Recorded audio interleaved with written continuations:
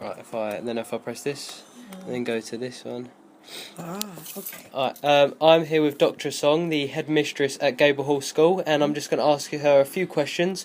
The first question is, what difference has the sixth form made for students and the local area? The first thing that the sixth form has done for our school is that it's given a pathway for students beginning 11 to 18 straight into university. So it is possible for a student to come into year 7, receive career advice, decide what they want to do in the future, and stay locally within 2 to 3 miles of their home and study locally and end up at university's door. Yep. Or at the door of an employer if they choose to start working at age 18. So it's just made it easier for Corringham and Stanford children to have access to higher education. That's the first thing. Yep. The second thing is that it has created for students in the secondary school a series of natural role models in the sixth form, role models who they can copy and plan their lives against. And that is wonderful. And the second question, why is Gable Hall one of the best schools in Thurrock? Oh, there are very many reasons. The first one is that we've got probably the most hardworking students in the country, and I mean that. Here, students want to do their best, they're ambitious for themselves, they have plans for the future, and they want to do their best by themselves, their teachers, and their parents. That's the first reasons why we think that Gable Hall is a really good school. The second one is that generally, what schools do is work really hard with students in school. And what Gable Hall has done and is doing very successfully and has done over a long period of time is to work really closely with parents in order to remove the barriers to learning and to increase our students' confidence in working and in making progress. There is a third one too. We do our utmost so that school is enjoyable, you see.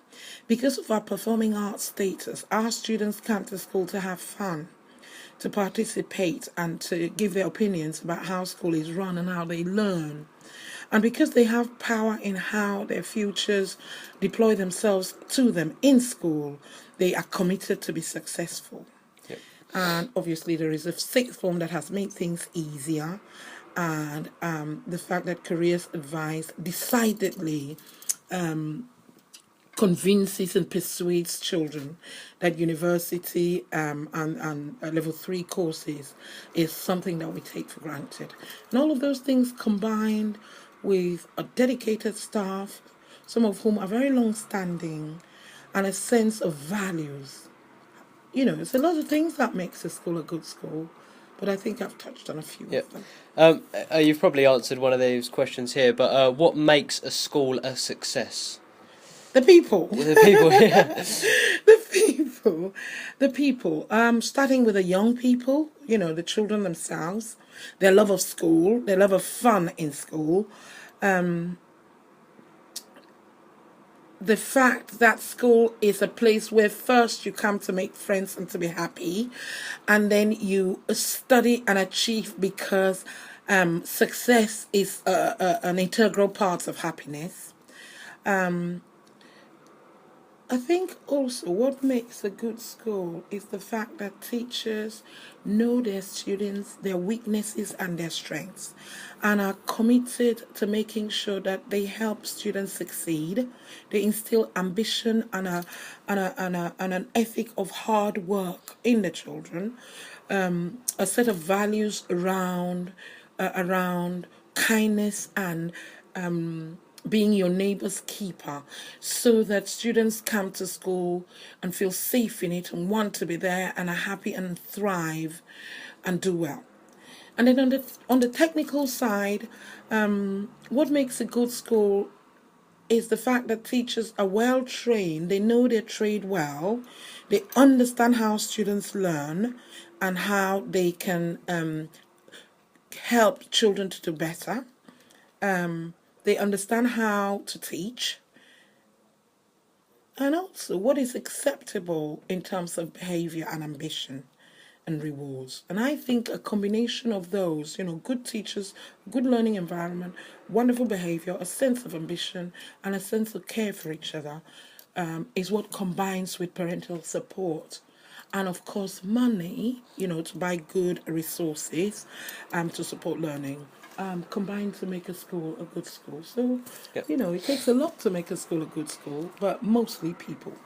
This is a bit about students' feelings, but what do you think is the main cause of stress upon children? In my opinion, I think the reason why students would be stressed in school is because they don't believe that they can do as much as they can really do. And that in a way, schools have got the duty to develop in students that confidence that the sky is the limit and there is nothing that if you set your mind to do, you won't do. Because the minute you have that, you take everything in slices and you can do everything. I mean, you've heard about the plasticity of the brain. The brain just grows as much as you put in it, it just expands to fill it. And what we need to work harder at doing is for our students to learn for themselves and for us to teach them that emotional resilience which says to them, you can do anything you want to when you want to do it. So when we talk about students being stressed, I think the root of it lies in what I've just described. But in the exam years, the years where testing becomes acute, like in year 11, I think that part of the problem lies in lack of planning. So if a student has 10 pieces of work to do, all due in March, instead of starting revision and organization around November, they wait until January, and obviously the stress kicks in because there's a lot to do in too short a time. I mean, that applies for adults too, but particularly for students during those kinds of times. Sometimes communication also accounts for stress. When home and school don't talk often enough, problems appear intractable, which if people talked more often, they could between them halve the problem, as it were. So I think that too accounts for stress. Yep. What would you do as a headmistress to help children in situations from depression? The social and emotional aspects of learning have always been a concern for schools and for head teachers. And the biology of the teenage mind is such that when teenagers say that they are depressed, by which I don't mean clinically depressed, because I wouldn't know how to recognize that, just depressed as in low, we as teachers need to be schooled around the issues and the changes that teenagers are dealing with in order to know to recognize the symptoms and to do things to mitigate the negative effects of this, okay, in the first instance. But then, in terms of depression that could be medically recognized, it is for us to train our teenagers to tell us when things are difficult to handle so that we can find the appropriate professionals to deal with that. In my experience, when things are picked up quickly enough in a supportive environment, which recognizes the difficulty of, say, key stage 4 and 5, and students are supported through the way, then the fact that depression, the clinical manifestations thereof, become recognizable as different from just I'm feeling the blues or I'm stressed because I need to do stuff for my exams, and then we take it from there. And this is one of the last ones. It has been said by the BBC statistics that children have a lack of energy and motivation by 70%. Do you think this may be down to lack of interest in lessons, for example?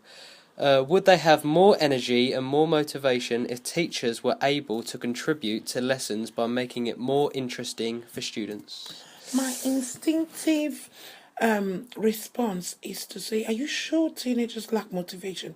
Because the ones that I know are pretty plugged in, pretty motivated. I mean, last week we had Annie, the musical here in school. It was probably the best production we'd put in years by none.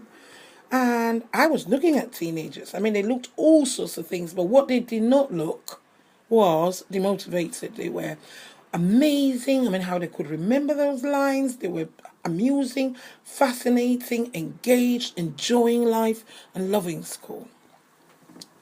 Now, if you talk about what schools could do more, if what you want to talk about is what schools could do more to make learning more interesting, I would say there's always room for improvement, and that teachers are best advised to be aware of the different learning styles that children come with them. So, kinesthetic children, children with a dominantly kinesthetic learning style, like to move about while they learn, and interpersonally dominant children like to talk as they learn.